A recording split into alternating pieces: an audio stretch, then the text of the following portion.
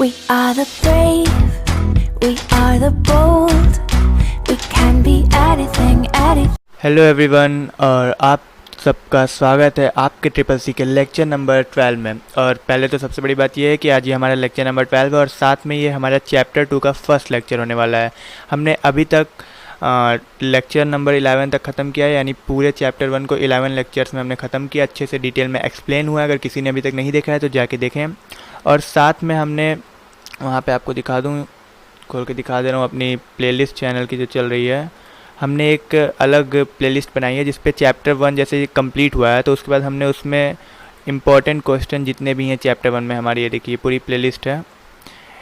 इसमें अभी एक वीडियो पड़ चुकी है जिसमें हमारे जो भी इम्पॉर्टेंट क्वेश्चंस हैं जो चैप्टर 1 में आपके लिए इम्पॉर्टेंट थे सारे एक्सप्लेन किए गए अच्छे से। आप जाके उसको देख सकते हैं, मैं यहाँ पे नहीं प्ले करूँगा क्योंकि पहले से वो चैनल पे है। आप लोग ज़रूर देखें। और अब शुरू करते हैं चैप्टर नंबर 2 और लेक्चर नंबर 12। बिना टाइम वेस्ट किए बढ़ते हैं आगे, वरना वीडियो हो जाएगी लंबी। तो हमारे चैप्टर का नाम क्या है पहले तो आप लोग ये जान लो। चैप्टर का हमारे अगले नाम है इंट्रोडक्शन टू ऑपरेटिंग सिस्टम। हमने ऑपरेटिंग सिस्टम चैप्टर 1 में भी डिस्कस किया था, लेकिन अब जो हमने उस समय डिस्कस किया था एक छोटा सा टॉपिक जो सॉफ्टवेयर के अंदर आया था, सॉफ्टवेयर के टाइप में सिस्टम सॉफ्टवेयर में आया था, उस टॉपिक को अब हम पूरा डिटेल में पढ़ेंगे। उसी टॉपिक पर एक पूरा चैप्टर बन गया है जो कि हमारा है इंट्रोडक्शन टू ऑपरेटिंग सिस्टम। इसमें ऑपरेटिंग सिस्टम के बारे में, ऑपरेटिंग सिस्टम क्या होते हैं, किस किस डिवाइसेस में चलते हैं, कैसे वर्क करते हैं, उसमें क्या क्या फ़ीचर्स होते हैं, ये सब चीज़ इसमें हम जानेंगे। पहले मैं अपने लैंग्वेज में आपको थोड़ा बता दूं कि ऑपरेटिंग सिस्टम को एक ब्रीफ इंट्रो देता हूं उसका, उसके बाद जो इस पर लिखा है वो भी मैं बता दूंगा। देखो, ऑपरेटिंग सिस्टम को आप बस इतना जानो कि ऑपरेटिंग सिस्टम वो होता है जो एक यूज़र और कंप्यूटर सिस्टम के बीच में एक इंटरफेस क्रिएट कर दे। अब थोड़ा सा ये हो सकता है टफ और आपके लिए इंटरफेस क्रिएट करना मतलब क्या, मतलब ये कि मान लो जैसे एक एग्जांपल देता हूँ आपको नॉर्मल। अगर आप हो और आपके सामने एक और कोई इंसान है, मान लो वो कहीं बाहर से आया है, कहीं फ़ॉरेन का है, उसको हिंदी नहीं आती है, तो आप उसको हिंदी में कोई चीज़ बोलोगे तो वो कैसे समझेगा, नहीं समझेगा। उसके लिए उसको एक ट्रांसलेटर यूज़ करना पड़ेगा, या तो फ़ोन से वो गूगल ट्रांसलेटर या कोई भी यूज़ करेगा, या तो कुछ भी करेगा, या आप यूज़ करोगे, या वो मतलब कोई एक यूज़ करेगा एक्सटर्नल चीज़ आपके भाषा को समझने के लिए, आपके लैंग्वेज को ट्रांसलेट करने के लिए। या फिर आपको अगर उसकी भाषा समझनी है तो आप कुछ यूज़ करोगे जिससे आप उसकी लैंग्वेज समझ सको, वो बोल क्या रहा है आखिर।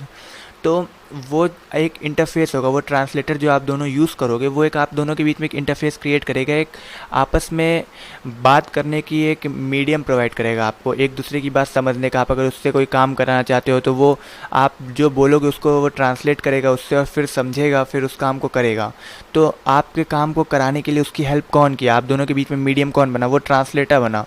तो इसमें ये ऑपरेटिंग सिस्टम ट्रांसलेटर नहीं है, लेकिन एक उसी तरह का आप मान लो कि आप जो चाहते हो वो आपका कंप्यूटर कैसे करे, उसको कौन कराएगा, उसको कैसे कौन बताएगा कि आप ये चाह रहे हो, वही एक इंटरफेस क्रिएट करते हैं हमारा ऑपरेटिंग सिस्टम। तो ऑपरेटिंग सिस्टम का आप लोग मेन जान गए होगे आखिर होता क्या है। अब इसमें भी देख लेते हैं क्या लिखा है। Operating system is the system software, जैसे कि हमने चैप्टर नंबर 1 में भी ये चीज़ पढ़ा था कि एक सॉफ्टवेयर के अंदर टाइप होता है सिस्टम सॉफ्टवेयर, जिसके अंदर आता है हमारा ऑपरेटिंग सिस्टम। फिर all the basic task of a computer, यहाँ PF लिखा है, इसको ऑफ समझिएगा, ऑफ है, ये मिस्टेक हो गया होगा टाइपिंग में। टास्क ऑफ अ कंप्यूटर मतलब वही कह रहा है कि हमारे कंप्यूटर के जितने भी बेसिक टास्क होते हैं, मतलब बेसिक टास्क मतलब आप जो भी करना चाहो, कोई फाइल इधर उधर करना, डिलीट करना, कॉपी पेस्ट, जो भी आपके बेसिक काम है वो ये करेगा। कोई बड़े काम नहीं, छोटे छोटे काम वो ये करता है, क्योंकि बड़े काम के लिए आपको एप्लीकेशंस के यूज़ करने पड़ते हैं, एप्लीकेशन सॉफ्टवेयर के जो आपके एक्सटर्नली ऐड किए जाते हैं आपके कंप्यूटर या फिर फ़ोन किसी भी डिवाइस में। फिर इसमें लिखा है it works like an interface between the user and the computer hardware resource. जैसा कि अभी मैंने बताया कि ऑपरेटिंग सिस्टम एक यूज़र यानी हम और कंप्यूटर सिस्टम के बीच में एक इंटरफेस क्रिएट करते हैं। इसमें हार्डवेयर लिखा है, तो भाई जो हार्डवेयर है वो भी एक कंप्यूटर सिस्टम का पार्ट है। कंप्यूटर सिस्टम बोलने इसका मतलब उसमें सब कुछ आ गया, हार्डवेयर सॉफ्टवेयर सब आ गया। फिर it actually controls the execution of all the task that are performed in a computer. मतलब ये कि इसमें कह रहा है जो हमारा ऑपरेटिंग सिस्टम है ये जितने भी कंप्यूटर टास्क करता है, मतलब हम जितने भी उनको कंप्यूटर को अपने कहते हैं काम करने के लिए, उसको एक्सिक्यूट करते हैं, मतलब उसको कराता है उससे। कंप्यूटर से यही है वो काम कराने वाली चीज़, जो कंप्यूटर से वो हमारे काम करा देता है ऑपरेटिंग सिस्टम। फिर कुछ एग्जांपल्स दिए यहाँ पे ऑपरेटिंग सिस्टम के, जैसे कि यूनिक्स, लिनक्स का नाम नहीं, लिनक्स भी यूनिक्स का जैसा ही होता है वो भी है। फिर MS-DOS, बहुत पुराने वर्जन है ये सब। फिर विंडोज़ 98, विंडोज़ 2000, फिर XP 7, 10, XP तक बहुत ज़्यादा ओल्ड हो गए, 7-10 तो चलो अभी भी चल रहा है, लोग XP भी कुछ लोग चला ही ले रहे हैं, लेकिन बाकी जो विंडोज़ हैं और MS DOS ये सब उतना लोग यूज़ नहीं कर रहे हैं। लिनक्स यूज़ कर रहे हैं, कुछ लोग यूनिक्स भी यूज़ कर रहे हैं, जैसे शौक पे होता है कि किसी को कोई अच्छा लगता है, किसी को कोई हिसाब से यूज़ कर रहे हैं लोग। फिर अगले लाइन में क्या लिखा है, it enables a user to utilise hardware resource very efficiently. मतलब कि हमारा हार्डवेयर जितने भी जैसे कीबोर्ड माउस कुछ भी जो भी हमारे हार्डवेयर हैं, वो हमें जो जो चीज़ रिसोर्स प्रोवाइड करते हैं, जो जो चीज़ वो हमारे लिए कर सकते हैं, उसको बहुत आसानी से हम कैसे एक्सेस करें, हम कैसे समझेंगे कि हम उससे ये काम कैसे कराएं। मतलब एक प्रिंटर को अगर प्रिंट करना है कोई चीज़, तो आप उसको कैसे कमांड दोगे कि भाई ये चीज़, आप उसमें भले मान लो आपके प्रिंटर में एक प्रिंट बटन है, आप उसको दबा रहे हो, लेकिन आप वो कमांड कैसे दोगे कि आपको क्या चीज़ प्रिंट करना है। तो उसके लिए आपको ऑपरेटिंग सिस्टम यूज़ करना पड़ेगा, ऑपरेटिंग सिस्टम के साथ आपको कोई एक एप्लीकेशन सॉफ्टवेयर यूज़ करना पड़ेगा, लेकिन एप्लीकेशन सॉफ्टवेयर भी आपका कंप्यूटर में एक ऑपरेटिंग सिस्टम के ऊपर ही रन करेगा, इसलिए ऑपरेटिंग सिस्टम ही वो चीज़ है जो हर काम को हमारे कंप्यूटर सिस्टम से कराता है, जैसे कि मैंने पहले भी बताया। फिर operating system makes it easy to use computer system for a user to use computer system. वही जैसे कि मैंने बताया, सारे चीज़ यही प्रोवाइड करते हैं इंटरफेस, और इजी कर देता है यूज़ करना है कंप्यूटर को। वरना भाई अगर मान लो आपके पास एक जैसे वही अभी मैंने एग्जांपल दिया था, एक बाहर का आदमी, एक आप, अगर आपके पास वो ट्रांसलेटर ना हो तो आप कैसे उसकी बात समझोगे। बहुत होगा तो आप फिर सीखोगे, उसकी लैंग्वेज सीखोगे, फिर जाके थोड़ा थोड़ा स्टार्टिंग में सीखोगे, इस तरह करके होगा, कुछ करोगे आप। तो वही चीज़ कह रहा है कि अगर आपके पास वो ट्रांसलेटर होगा तो आपको वो करने की ज़रूरत नहीं है। तो इसी तरह अगर आपके पास ऑपरेटिंग सिस्टम है तो आपको कुछ अलग करने की ज़रूरत नहीं है, मतलब मशीन लैंग्वेज सीखने की ज़रूरत नहीं है, कंप्यूटर को अपने कमांड देने के लिए, कुछ भी करने के लिए वही चीज़ है, ईजी कर देता है यूज़ करना। फिर एक इसमें यहाँ पे थोड़ी ऑफिशियल उसका लिया है, क्या बोलते हैं यार, डिटेल लिखा है, एक डिस्क्रिप्शन लिखा है, डिफिनेशन लिखा है, मतलब एक थोड़ा प्रोफेशनल डिफिनेशन, वो आप पढ़ लो।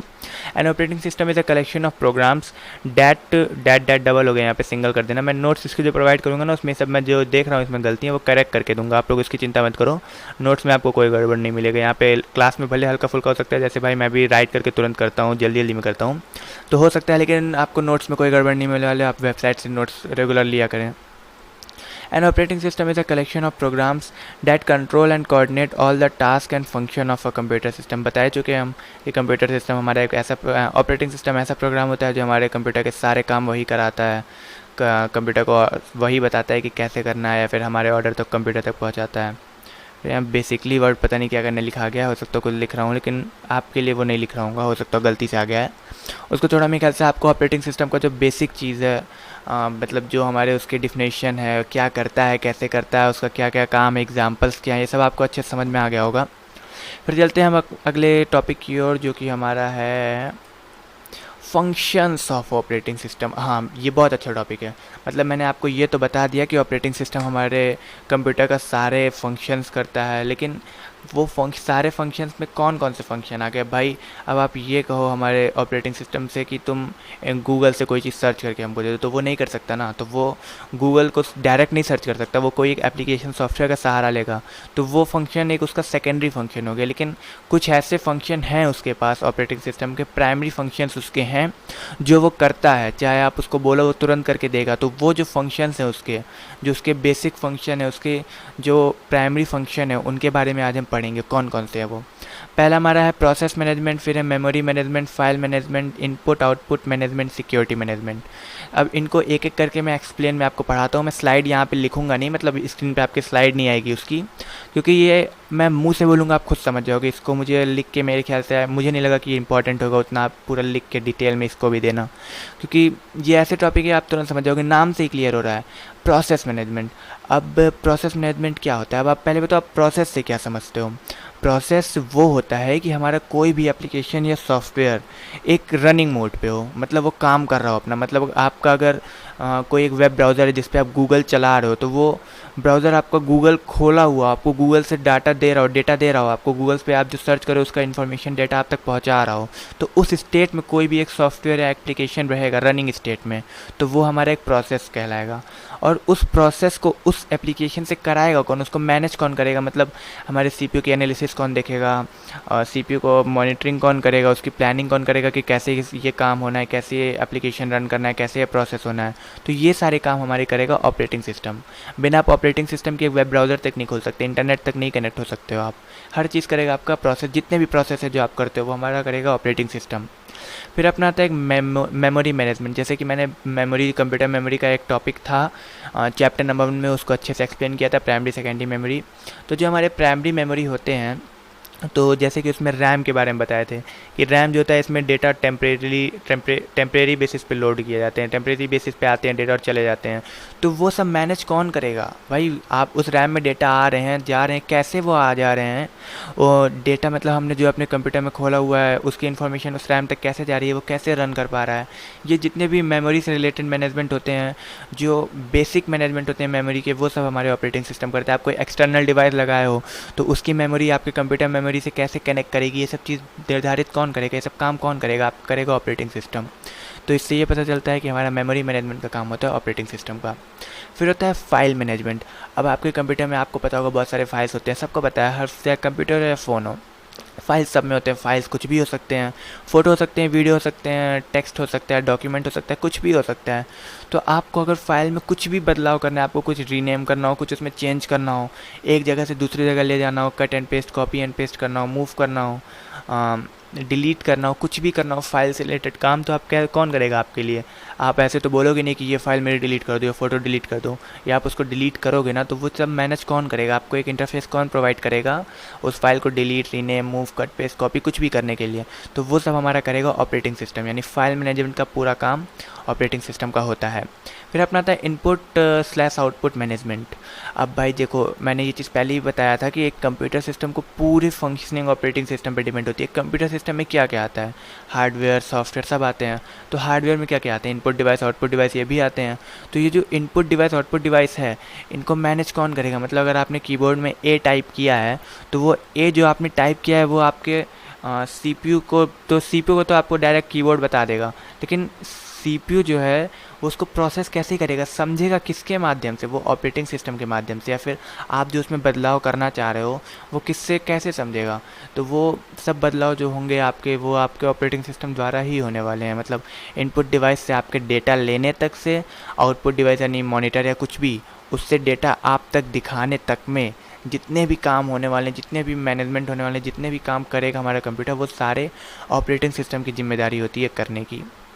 फिर अपना आता है एक सिक्योरिटी मैनेजमेंट। ये बहुत इंपॉर्टेंट है। जैसे सिक्योरिटी मैनेजमेंट मतलब आप क्या समझ रहे हो? आप सिक्योरिटी वो जो घर के गार्ड होते हैं या फिर पुलिस सिक्योरिटी देती है, इस टाइप की सिक्योरिटी नहीं।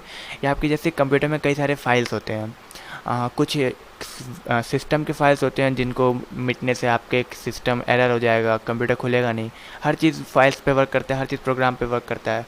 तो वो उन सब फाइल की सिक्योरिटी कौन देगा? डिलीट ना होना पाए, आपको बारी बारी मतलब समय समय पर आपको इंस्ट्रक्शन देता रहे कि आप इसको अपडेट कर लो, इसमें वायरस आ गया है, ये फाइल दिक्कत में है। या फिर अगर बाई चांस मान लो आपके कंप्यूटर में कई सारे फाइल्स रखे हैं, तो वो सारे आपको एक साथ अगर मिक्स हो जाए तो आपको कन्फ्यूज़न होगा कि नहीं होगा?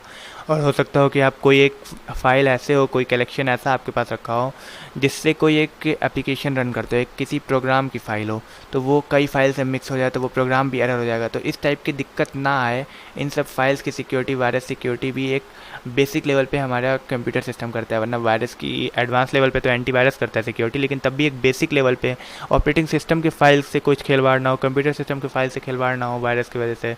ये सब हल्की फुल्की सिक्योरिटी आपकी ऑपरेटिंग सिस्टम देता है। यानी सिक्योरिटी मैनेजमेंट का भी काम ऑपरेटिंग सिस्टम का ही है। फिर चलते हैं हम अपने अगले टॉपिक की ओर, जो कि थोड़ा लंबा टॉपिक है, बड़ा टॉपिक है मेरे ख्याल से।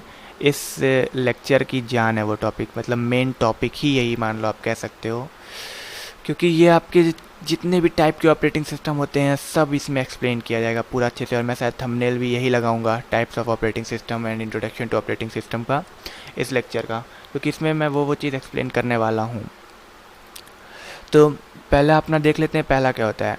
पहला अपना है टाइम शेयरिंग ऑपरेटिंग सिस्टम। हाँ, इसके पहले मुझे एक चीज़ याद आया, वो मैं आपको बता दूँ कि आप देख पा रहे होगे कि पहले मैं ये नीचे जो आपको विंडोज़ दिख रहा है, मेरा स्टार्ट मेनू दिख रहा है, ये चीज़ मैं पहले नहीं शो कर रहा था, लेकिन इस समय लेक्चर्स में सब शो रहे हैं। इसके पीछे एक रीज़न है। मैंने जैसे कि आपको स्टार्टिंग में ही बताया था लेक्चर के कि हम पूरा जितना भी हमारे कोर्स में है, चाहे वो प्रैक्टिकल हो चाहे थ्योरी, सब कुछ हम करेंगे। तो ये मैंने उसी को सोच के यहाँ पे लगाया है। मतलब आपके जितने भी CCC के कोर्स में प्रैक्टिकल्स तक होने वाले हैं, वो अब ये मुश्किल से 1 या 2 लेक्चर, मान लो 3 लेक्चर, मान लो मैं कहता हूँ 3 लेक्चर बाद आपके प्रैक्टिकल पे मुझे आना पड़ेगा। प्रैक्टिकल पार्ट स्टार्ट होने वाला है, तो इसलिए मैं आप कंप्यूटर स्क्रीन की पूरी रिकॉर्डिंग कर रहा हूँ, पूरा प्रेजेंट करूँगा आपको, कि आप एक एक काम जो मैं करूँ वो आप देख सको कैसे कर रहा हूँ, कोई भी आपका प्रैक्टिकल मिस ना होने पाए। इसलिए अब मैं पूरे स्क्रीन पे आपको शो करने वाला हूँ।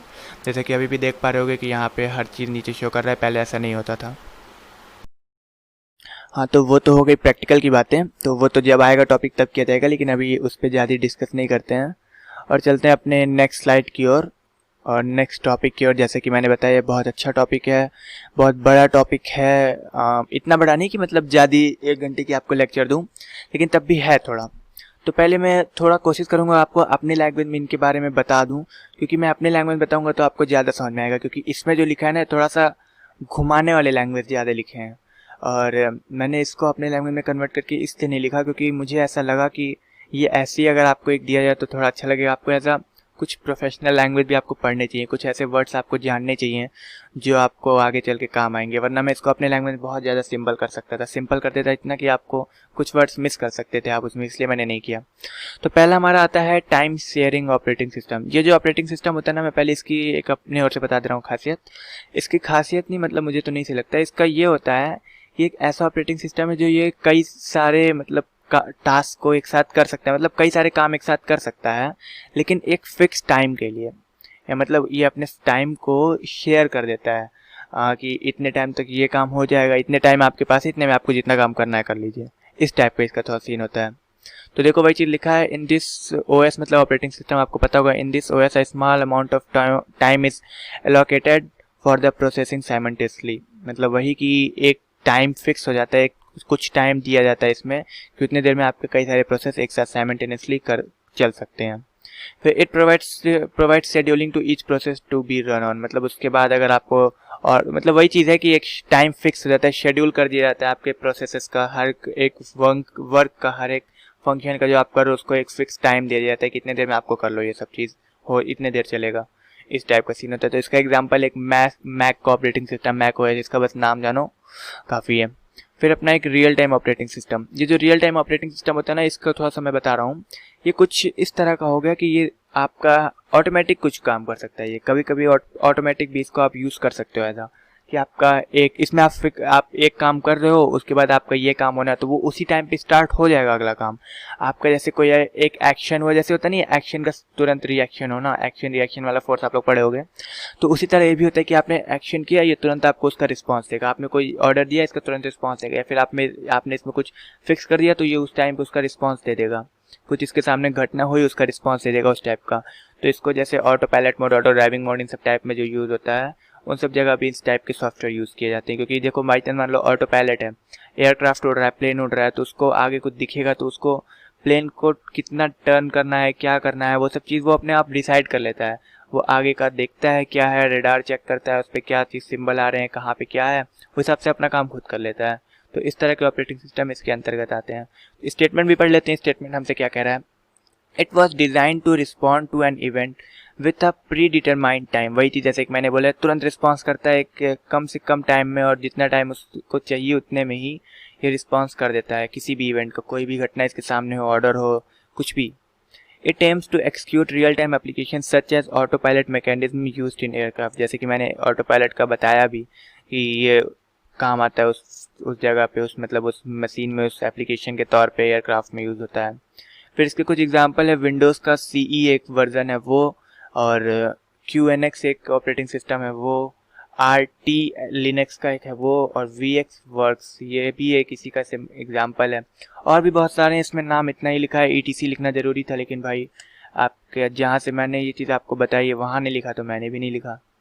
लेकिन और भी आप जाके गूगल सर्च करोगे real time operating system examples तो बहुत सारे आपको दे देगा।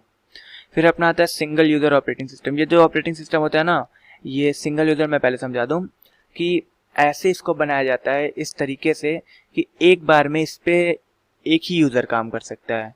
कि इस पे आप मतलब मान लो अगर कई सारे लोग बैठे हो तो कई सारे लोग काम नहीं कर सकते हो, सिर्फ एक ही इंसान काम करेगा इस ऑपरेटिंग सिस्टम पे।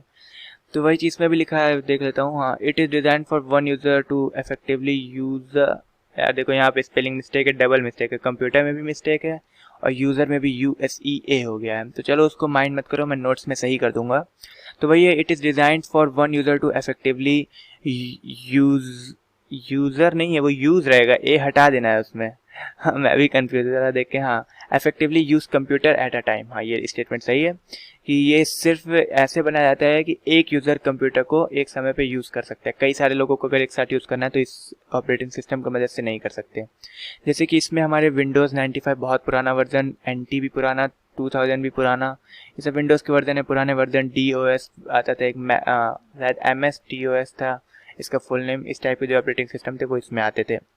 फिर अपना आता है एक मल्टी यूज़र ऑपरेटिंग सिस्टम। अब ये मल्टी यूज़र ऑपरेटिंग सिस्टम क्या मतलब, ये है कि ये जो कंप्यूटर हमारा होता है, एक कंप्यूटर कोई भी हो तो उसको कई सारे लोग, जैसे कि नाम से क्लियर है मल्टी यूज़र, कई सारे यूज़र एक साथ उस पर काम कर सकते हैं। मतलब मान लो आपके पास एक CPU है लेकिन उस पर आपको कई लोग को काम करना है, तो आप 3-4 उससे मॉनिटर कनेक्ट कर दो, 3-4 उसमें माउस कीबोर्ड ये सब लगा दो और वर्क करो आराम से। उस एक CPU से आप सब लोग एक साथ उसी ऑपरेटिंग सिस्टम पे काम कर पाओगे। तो उस तरह के जो ऑपरेटिंग सिस्टम होते हैं वो इसमें आते हैं।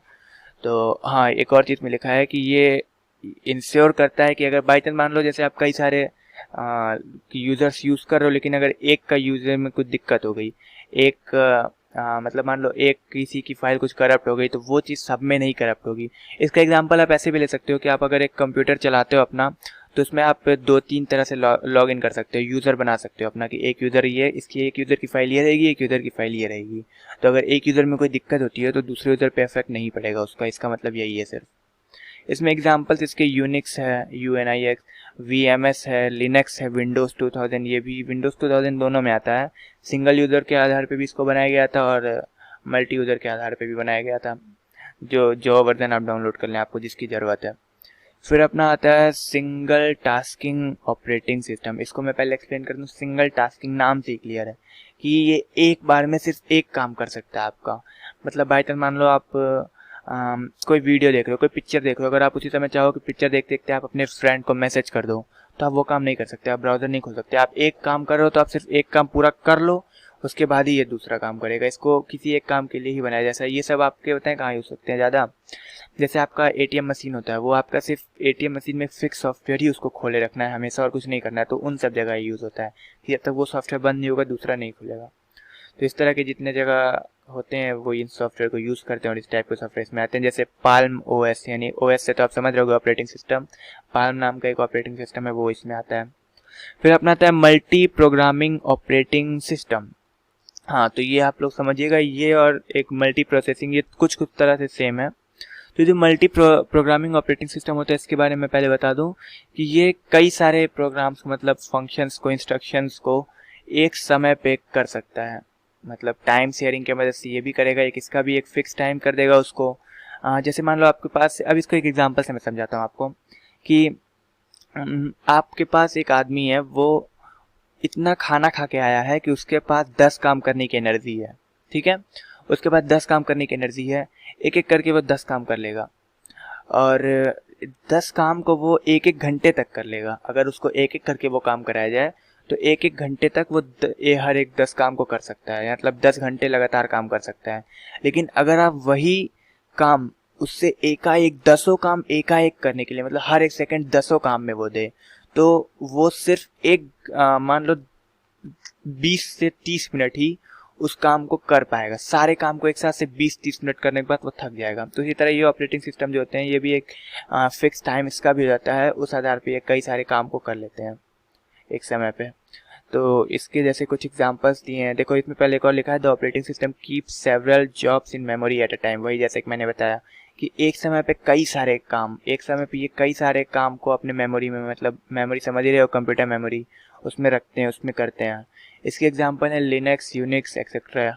लिनक्स आपका बहुत फेमस है, इस समय चल रहा है, मतलब विंडोज़ 10 से ज़्यादा नहीं चल रहा है लेकिन तब भी लोग यूज़ कर रहे हैं। जो डेवलपर्स हैं कुछ यूज़ करते हैं, कुछ जिनको अच्छा लग गया वो यूज़ करते हैं। काली लिनक्स इसका पूरा नाम है और इसमें कई सारे वर्जन भी है, वो आप लोग सर्च कर सकते हो, अगर नीड है तो कर लो डाउनलोड। मुझे नहीं लगता अभी किसी को नीड होगी। फिर अगला हमारा है डिस्ट्रीब्यूटेड OS। ये देखो ये बहुत अच्छा है, ये भी कुछ आपका उसी तरह समझ लो जैसे मल्टी यूज़र ऑपरेटिंग सिस्टम था ना, तो उसी तरह ये भी होता है। लेकिन इसमें फ़र्क ये होता है कि अगर आप कई सारे कंप्यूटर पे अपने अलग अलग जब आप चला रहे हो, एक ही कंप्यूटर को कई यूज़र यूज़ कर रहे हैं, तो अगर कोई एक यूज़र अपने कंप्यूटर में कुछ भी सेव किया, कुछ भी चेंज करता है, फाइल रखता है, कुछ भी करता है, तो वो हर यूज़र में शो करेगा, हर यूज़र उसको एक्सेस कर सकता है। तो उस टाइप के जो ऑपरेटिंग सिस्टम होते हैं वो इसमें आते हैं। जैसे इसमें आता है अपना लोकस नाम का एक ऑपरेटिंग सिस्टम होता है, वो आते हैं। और आपके आजकल विंडोज़ भी इस पर वर्क कर रहे हैं, विंडोज़ भी वर्क करते हैं। अगर आप देखें तो विंडोज़ के जितने भी वर्जन्स हैं 7, 10 ये सब भी आप करा सकते हो, इस तरह से डिस्ट्रीब्यूटेड ओएस के तौर पे यूज़ कर सकते हो। फिर अपना आता है बैच प्रोसेसिंग ऑपरेटिंग सिस्टम। इसको देखो इतना ज़्यादा इंपॉर्टेंट नहीं है, लेकिन तब भी जान लो। Similar type of jobs are grouped under batch and these batches are executed without users interruption. मतलब ये इस तरह के होते हैं ना कि आपको डायरेक्ट कंप्यूटर को इंस्ट्रक्शन नहीं देने। मतलब जैसे ये मान लो ना कि आप कोई कार्यालय में गए, कोई ऑफिस में गए, वहाँ आप सीधे मैनेजर से नहीं मिल सकते ना। आप पहले किसी और अपने डेटा को किसी और को आप दोगे, वहाँ के जो भी असिस्टेंट होगा उसको आप दोगे, वो आपके मैनेजर तक ले जाएगा। तो उसी तरह ये होते हैं, इसमें आप डायरेक्ट ऑपरेटिंग सिस्टम से कोई काम नहीं करा सकते हो। आपको उसका मैनेजर असिस्टेंट को देना पड़ेगा सामान, आपका डेटा देना पड़ेगा। मतलब कुछ ऐसे एप्लीकेशंस हैं उसके, जिन एप्लीकेशंस को आपको अपने प्रोग्राम जिसमें करने होंगे, जिसमें अपने काम करने होंगे, वो आपके मेन ऑपरेटिंग सिस्टम से वर्क कराया के काम कराता है। तो इस टाइप के जो ऑपरेटिंग सिस्टम है जो डायरेक्टली वर्क नहीं करते हैं, बिना यूज़र के इंटरप्शन के काम करते हैं। मतलब यूज़र उस पर डायरेक्ट काम नहीं करता, अपने आप काम करते हैं। इस टाइप के ऑपरेटिंग सिस्टम इसमें आते हैं, जैसे कि DOS, IBM OS operating system का कोई 2 वर्जन होगा, OS नाम से कोई निकला होगा। मुझे इस बारे में नहीं पता कौन सा है, लेकिन एक होता होगा, तभी तो इसमें दिया एग्जाम्पल में। फिर अगला देखते हैं मल्टी प्रोसेसिंग ऑपरेटिंग सिस्टम। जैसे कि मैंने बताया था ये मल्टी प्रोग्रामिंग जैसा ही होता है, लेकिन मल्टी प्रोग्रामिंग जो होता है वो एक फिक्स टाइम के लिए, मतलब एक टाइम शेयरिंग टाइप का उसमें सीन आ जाता है। लेकिन जो मल्टी प्रोसेसिंग ऑपरेटिंग सिस्टम होता है, इसमें टाइम वाला कुछ नहीं है। इसमें आप एक कंप्यूटर में आप कई सारे CPU ऐड कर सकते हो, 2 या 2 से ज़्यादा CPU लगा सकते हो।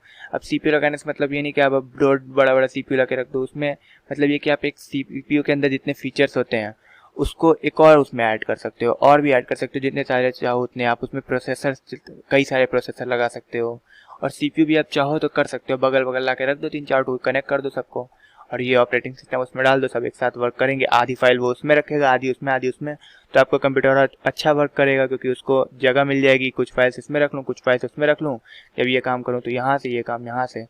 तो इसका मोस्टली लोग CPU नहीं रखते हैं, इसमें कई सारे प्रोसेसर आजकल आ रहे हैं। देखो सब लोग कहते हैं कितने कोर का है, कितने प्रोसेसर आप में लगे हैं। तो उस टाइप से इसको देखा जाता है कि जितने प्रोसेसर होंगे उतने ज़्यादा उसमें काम करने की क्षमता होगी, तेज काम करेगा। तो इसके कुछ एग्जांपल्स हैं लिनक्स, यूनिक्स और विंडोज़ 2000, और आजकल सब विंडोज़ कर रहे हैं यार। विंडोज़ के सारे वर्जन इस पर कैपेबल हो गए, विंडोज़ सिर्फ जान लो। ठीक है, तो मेरे ख्याल से आपको समझ में आ गया होगा सारे टाइप्स ऑफ ऑपरेटिंग सिस्टम। अगर किसी भी टाइप में आपको कन्फ्यूज़न है तो आप उसको कमेंट बॉक्स में तुरंत बताएं कि मुझे भाई ये टाइप नहीं समझ में आया। मैं उसको फिर समझाने की कोशिश ज़रूर करूँगा, क्योंकि मैं नहीं चाहता कि मेरे वजह से आपका कोई एक टॉपिक मिस हो, आपको कुछ ऐसा हो जो आपको ना समझ में आए। तो उम्मीद करता हूँ आपको पूरा लेक्चर समझ में आ गया होगा। अगर नहीं समझ में आया तो आप कमेंट बॉक्स में ज़रूर बताएं, मैं इसको हर बार बोलता हूँ। और अगर अभी तक आपने प्लेलिस्ट नहीं एक्सेस की तो आप प्लेलिस्ट एक्सेस करना मत भूलें। और यही कंप्यूटर है जिस पे हम अब कुछ ही समय में अपना प्रैक्टिकल स्टार्ट करेंगे। प्रैक्टिकल 2 या 3 लेक्चर के बाद आपको पक्का स्टार्ट होने वाले, और मज़ा आएगा। आपको बेसिक से आपके प्रैक्टिकल स्टार्ट होंगे। अगर किसी को आता है कंप्यूटर चलाने तो वो कहेगा भाई ये सब तो आता है हमको। तो देखो मैं बता दूं उनको कि भाई आपको आता है, लेकिन ऐसे भी कुछ लोग CCC करते हैं जिनको नहीं आता है, कुछ भी नहीं आता है। तो उनके लिए मेरी जिम्मेदारी बनती है कि मैं हर चीज़ बताऊँगा। तो आप भी वो वीडियो देखेगा, हो सकता है आपको कोई एक ऐसी चीज़ ना पता हो जो मैं उसमें बता दूं। आप फाइल को किसी तरह कॉपी पेस्ट करते हो, मैं उसका रियल पैटर्न बता दूं कि ऑफिशियली कौन से पैटर्न होते हैं, इस टाइप की चीज़ें मैं बता दूं। तो इसलिए आप लेक्चर मिस बिल्कुल मत करिएगा। ठीक है, तो मिलते हैं अब आपको नेक्स्ट लेक्चर में। और उम्मीद करता हूँ ये लेक्चर ज़्यादा लंबी नहीं बनी होगी। जितनी भी बनी है एक पर्टिकुलर एक क्लास के लिए उतना फिक्स अच्छा है, उतना होना चाहिए क्लास को, वरना बहुत छोटे छोटे। अब मैं आपको अगर 15 मिनट के लेक्चर, 10 मिनट के लेक्चर दूँ तो उतने जल्दी में कोई टॉपिक कवर भी नहीं होगा और आपको समझ में भी नहीं आएगा। इसलिए मिनिमम हाफ एन आवर की 25 मिनट्स से 30 मिनट्स तक तो एक लेक्चर होनी चाहिए। उसके बाद आपको 1 घंटा खुद से पढ़ना चाहिए। जो मैं पढ़ाऊँ उसको आपको खुद प्रैक्टिस करना चाहिए, खुद याद करना, मतलब याद नहीं समझना चाहिए, क्योंकि समझोगे तो अपने आप हो जाएगा, रटो मत, बस समझो मैं कहता हूँ। ठीक है, तो मिलते हैं फिर आपको नेक्स्ट लेक्चर में, लेक्चर नंबर 13 में, वो भी जल्दी आएगा। चैप्टर 2 आपका स्टार्ट है। और आपने अगर हमारा व्हाट्सएप ग्रुप नहीं ज्वाइन किया है तो व्हाट्सएप ग्रुप की लिंक हमेशा डिस्क्रिप्शन में रहती है, आप ज्वाइन कर लें। उस पर आपको लेक्चर्स के लिंक मिल जाते हैं, सबसे पहले लिंक्स उस पर आते हैं। उसके बाद सारे नोट्स, जितने इस पर आपको वेबसाइट पे भी नहीं जाना पड़ेगा, उस पर सारे नोट्स डेली पोस्ट होते हैं, डेली उस पर नोट्स के स्लाइड्स मिल जाते हैं, और जितने भी स्टडी मटेरियल्स आपके हैं वो सारे उस पर आपको मिलते हैं। धन्यवाद, मिलते हैं आपसे नेक्स्ट लेक्चर में, लेक्चर नंबर 13 में। देखना मत भूलिएगा, ओनली ऑन IQ एजुकेशन का ऑफिशियल चैनल।